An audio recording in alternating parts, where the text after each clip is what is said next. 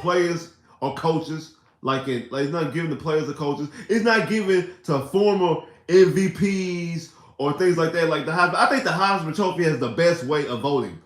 The people who have the Heisman Trophy vote are former Heisman Trophy players. I feel like that should be the same way with the Hall of Fame. I feel like the people who should vote other people in the Hall of Fame should be all the Hall of Fame players. I feel like people who have won Offensive Rookie of the Year and Defensive Rookie of the Year or MVPs or Defensive Player of the Years or Offensive Player of the Years and all people who won the awards should be able to vote for the award. Not these sports writers. Not these sports writers. They ain't never picked up a football, basketball, baseball ever and played it for real. I ain't talking about they picked it up to buy for their son or their grandson or their nephew or their little cousin. I'm talking about someone who actually went out there and built the trenches, really out there, built on the field, on the court, on the mound, on the diamond, and actually played the actual sport on any capacity. I ain't just talking about on the NFL or college level. I'm talking about high school peewee. I'm talking about in the backyard. They ain't did none of it. But they won't sit up here because their name has been on TV for years, and what they've done is they have put themselves in a position where we know who these guys are because these guys have been on ESPN and NBC and CBS and Fox and HBO and all the other different type of things for all these years that we grew up watching them. I grew up watching Peter King. I remember Peter King, but the Rookie of the Year though, talking about his Puka Nakua's award to lose, and then CJ has to win it. Give me a break. And these are the people that we give the votes to. Like, really, why do we allow these clowns to have votes? They have idiotic old school opinions the way they do. Remember, these are the same people who said Lamar Jackson should be a receiver and a running back in the draft. And this kid about to win is about to win 2 MVPs in what, 4 years? When you win in 19, 20, 21, 22. Yeah, in 5 years, my bad. In 5 years, have 2 MVPs. Only him and Mahomes. In this span, him and Mahomes, Aaron Rodgers went back to back, I'm sorry. So, in this span, Aaron Rodgers, Patrick Mahomes, and Lamar Jackson are the only people to win MVP. 3 people in the 6-year span have won MVP.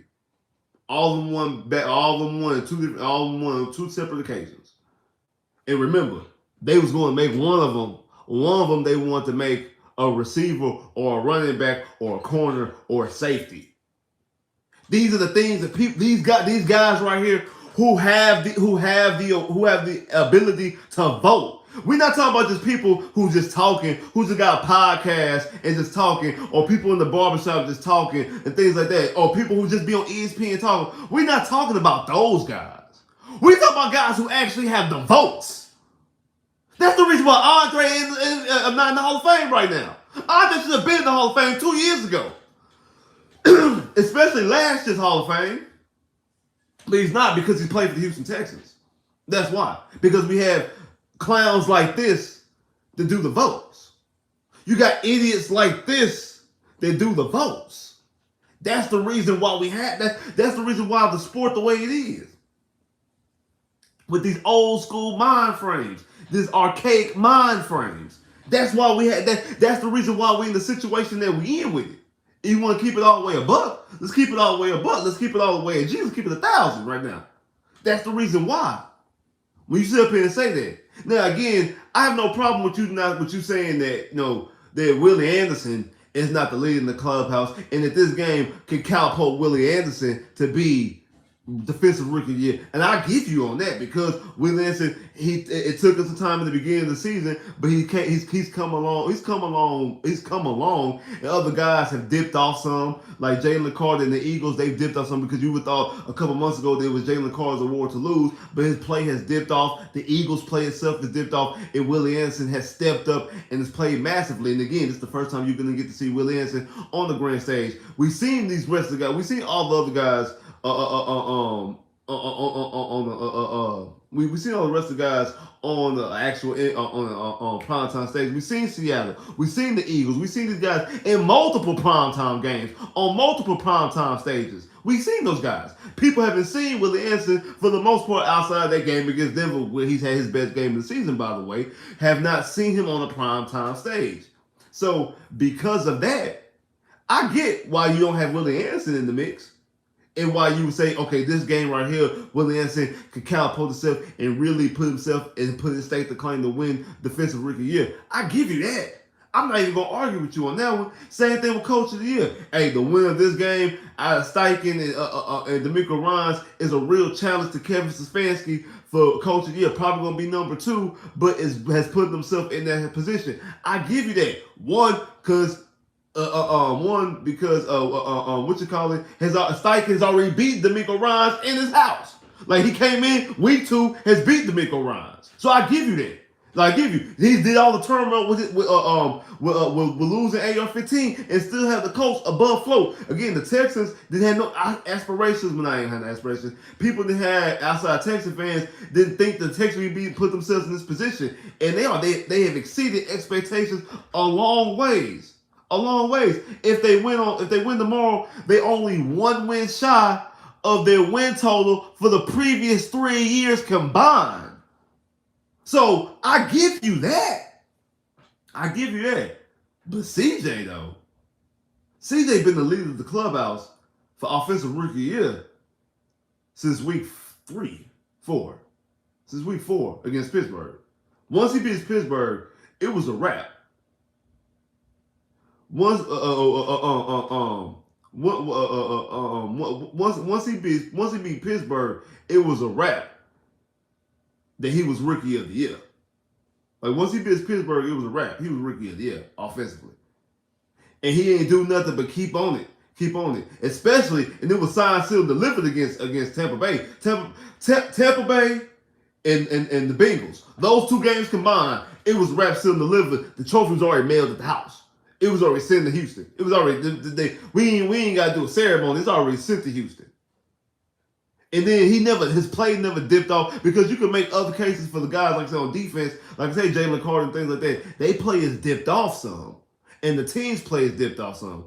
CJ's play has been the same, and when the team dipped off was because he ain't played. Like he thought, Mike Florio's real big with conspiracies and things like that, especially mismanagement. So that's how he takes things over the top and over the board. So he's been said this. And then after Puka Nacua had the game on Thursday night a couple weeks ago when the Rams had played the Saints, he said, "Oh, it's Puka Nacua's war." I wasn't tripping with that. And Peter King has said it too.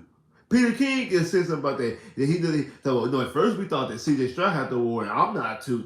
I think we might need to have Puka Nacua. Again, I thought it was stupid, but I let it ride because I felt it was dumb. I made a video about it earlier. Felt it was dumb. But finding out earlier this week that these guys have actual votes. These are the guys who have actual votes. So now their opinion does matter, because they the type of guys who was it, the one dude who didn't vote for Lamar Jackson for the MVP. Now again, it ended up didn't matter because Lamar Jackson still won MVP, but just the simple fact that they have that right, that these are the people. These are legitimately the people that have the power and the capability to vote. It's not giving the fan votes like Pro Bowls. Crazy. But these guys like Peter King and Mike Florio actually got votes.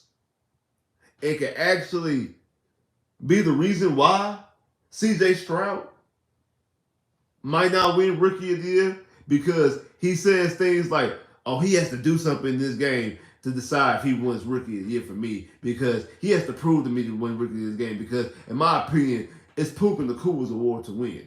CJ has to go win it." What? And we wonder as a fan base why Andre Johnson not in the Hall of Fame already. Like, that's why. Because of that line of thinking. Because he hasn't seen him play. He hasn't seen him play. He hasn't realistically seen CJ play. He watched a couple highlights here and then oh wow, he has some stats. And look at this, oh wow, he has some numbers. And then he looks at Puka Nacua and like, oh, Puka Nacua has numbers. And then because he never seen him play, when CJ Stroud when CJ Stroud missed 2 games, he probably didn't even realize CJ Stroud missed 2 games. He probably just said, oh, CJ must have a bad game. They didn't put his stats out yet. Oh, time to throw in Puka Nacua. Let me put Puka Nacua up there.